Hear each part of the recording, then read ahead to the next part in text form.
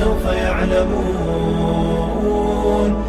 مولاي صل وسلم دائما أبدا. Disebutkan dalam banyak riwayat bahwasanya nabi-nabi pun belum pernah ada nabi yang lihat Allah, termasuk Nabi Muhammad SAW. Kita ambil dalilnya dalam hadis Bukhari. Waktu Nabi SAW pulang dari Isra Mi'raj, jemaah sekalian, Aisyah bertanya radhiyallahu anha, berkata, istri beliau, ya Rasulullah, hal tara rabbak, apakah anda waktu Mi'raj ke langit, terima perintah sholat, sempat lihat Tuhan anda enggak? Lihat enggak Allah itu bagaimana? Apa jawaban Nabi SAW? Nurun ala nur anna arah. Allah itu cahaya, di atas cahaya, terang sekali, bagaimana saya bisa melihatnya? Artinya Nabi SAW mengatakan, saya sendiri belum pernah lihat bagaimana itu Allah. Contoh sebelumnya Nabi Musa alaihissalam. Nabi Musa waktu menerima wahyu Taurat itu selama 40 hari turun Taurat lengkap. Al-Quran 23 tahun baru lengkap. Kalau Taurat 40 hari nunggu di gunung Tursina. Tursina sebuah wilayah di Mesir sekarang. Itu banyak gunung-gunung batu, ada satu gunung batu yang tinggi, Nabi Musa nunggu di situ. Setiap hari Jibril datang turunin surah, turunin ayat gitu. Setelah berlalu 37 hari dari 40 hari menunggu Taurat turun, Nabi Musa AS tiba-tiba bertanya kepada Allah, mengatakan begini dalam Al-Quran, A'udzu minasyaitonir rajim, Rabbi arini anzur ilaik. Wahai Tuhanku, izinkan aku melihatmu. Aku beriman kau ada ya Allah, tapi aku ingin lihat kau bagaimana. Allah menjawab, tidak mau mengecewakan Nabi Musa. Sebagai manusia Allah mengatakan, lan tarani. Perlu anda tahu dalam bahasa Arab jemaah sekalian ada 3 kosakata la, tidak yang berarti tidak. Ada la biasa artinya tidak, ada lam dengan mim, lam artinya tidak pernah, ada lam dengan nun, lan artinya tidak akan pernah. Allah mengatakan apa? Lan tarani, kau tidak akan mampu melihatku hai Musa. Tapi Allah nggak mau kecewain Musa. Ternyata Musa selama 37 hari jemaah sekalian kagum-kagum melihat gunung-gunung batu di situ. Pergantian siang malam, burung-burung yang terbang, air yang mengalir di lereng-lereng gunung. Lalu dia mengatakan, Allah mengatakan apa? Walakin unzur ilal jabal fa in istaqarra makanahu fasawfa tarani. Coba kamu lihat gunung-gunung batu di sekitarmu hai Musa. Kalau mereka bisa menampung kedatanganku, kata Allah, kau akan bisa melihatku. Apa yang terjadi? Allah lanjutkan, falamma tajalla rabbuhu lil jabal, waktu Allah baru niat mau datang, belum datang, ja'alahu dakka, semua gunung batu itu hancur lebur, tidak mampu menampung kedatangan Allah. Wa kharra Musa sa'iqa, lalu Musa pingsan tiba-tiba. Waktu Nabi Musa bangun, langsung ucapkan kalimat, amantu billah, saya beriman pada Allah. Berarti fakta lapangan, nabi-nabi aja belum pernah lihat Allah. Masih pertanyaan lagi jemaah sekalian, kenapa Allah nggak bisa kelihatan? Saya akan jawab dan tolong ini jadikan sebagai pegangan hidup. Ini landasan akidah kita.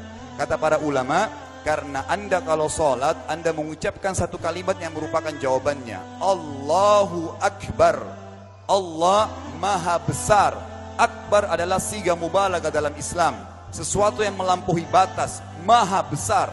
Kita terangkan. Kata Nabi SAW, perumpamaan bumi yang kalian tinggali ini dibanding dengan langit pertama di atas kepala kalian, ada 7 lapis langit. Allah mengatakan, sab'an shidada, 7 lapis langit yang kokoh. Alladzi khalaqa sab'a samawatin tibaqa, yang menciptakan langit tibaqa bersusun, 1, 2, 3, 4, 5, 6, 7. Allah di atas langit ke-7. Kata Nabi SAW, perumpamaan bumi yang kalian tinggalin dibanding dengan langit pertama di atas kepala kalian, ibaratnya seperti cincin yang dibuang di padang pasir.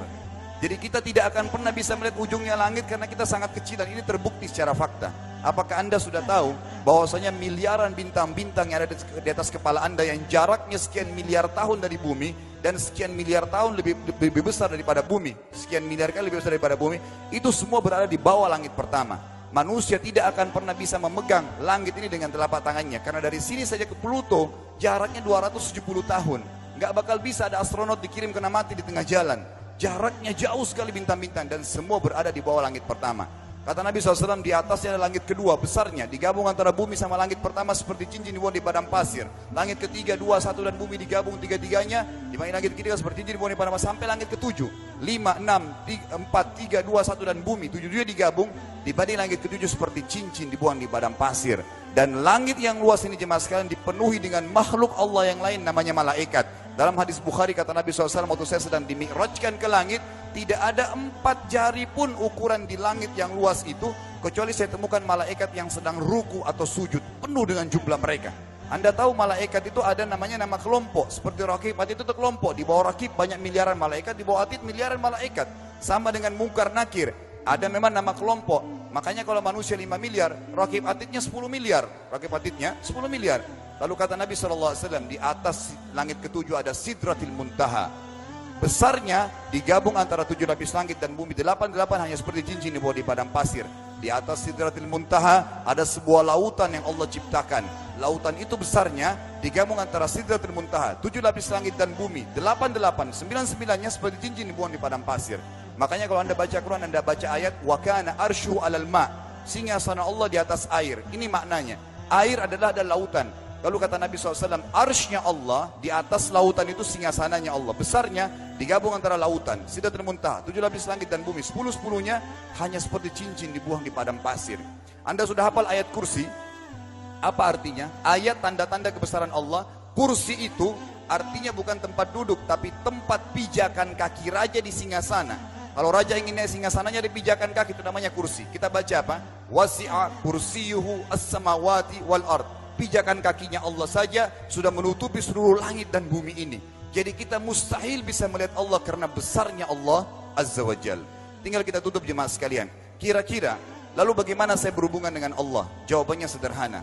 Anda lingkari namanya Allah, ini Tuhan kita. Yang menyembah selain Allah kafir, yang mempartisipasikan Allah dengan makhluknya, masih sembah berhala, kuburan, jimat, namanya syirik. Dua-dua nggak boleh. Untuk berhubungan dengan Allah yang tidak kelihatan dengan mata kita ini, tapi kita bisa rasakan keberadaannya, cuman satu cara. Di bawahnya lingkarin ibadah, sholat, puasa, zakat, haji, takziah, ziarah kubur, semua ini adalah rangkaian ibadah untuk berhubungan dengan Allah. Semua ibadah ini jemaah sekalian harus seperti yang Allah mau, bukan yang Anda mau. Ini penting. Karena kalau tidak seperti yang Allah mau, Allah tidak terima. Bagaimana caranya supaya bisa seperti yang Allah mau? Ikuti buku pedomannya. Ada Al-Quran, ada Sunnah. Yang beribadah keluar dari dua pedoman wahyu ini tidak akan diterima oleh Allah. Seperti Anda kalau kerja di perusahaan, pimpinan perusahaan kasih peraturan. Senin pakai baju kuning, Selasa baju hijau, Rabu pakai baju hitam. Datang jam 7, keluar jam 5 sore. Ternyata Anda tidak. Hari Senin Anda pakai baju yang hari Rabu. Datangnya jam 9, keluar jam 2 siang. Dikeluarkan oleh pimpinan atasannya. Itu baru peraturan manusia. Bagaimana dengan peraturan Allah Azza wa Jal? Maka kita simpulkan semua jemaah sekalian adalah, yakinlah Tuhan Anda Allah ada, satu-satunya Tuhan. Kalau Anda sedang sakit, yang ciptakan Anda Allah, yang ciptakan penyakit Allah, yang menciptakan kesembuhannya Allah. Kalau kita sedang musibah sama, kalau kita sudah senang juga sama. Semoga Allah SWT menjadikan kita orang-orang yang senantiasa beriman padanya, dan juga selalu bertumbuh dalam keimanan tersebut serta mengikuti syariat dan hukumnya.